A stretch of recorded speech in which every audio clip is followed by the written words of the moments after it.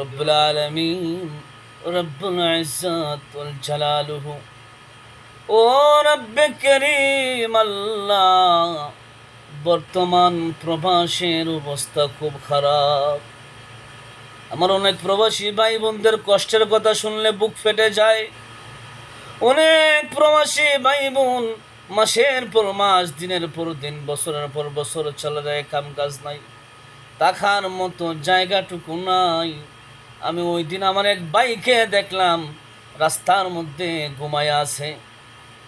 এত কষ্ট দেখে ভালো লাগে না। আল্লাহ গো, ফ্যামিলি ছেড়ে, আত্মীয় স্বজন ছেড়ে, ভাই বোন ছেড়ে, মা বাপ ছেড়ে প্রবাসে পড়ে আছে। আল্লাহ গো, এত কষ্ট, খানা নাই, দানা নাই, পকেটে টাকাও নাই গো মাওলা।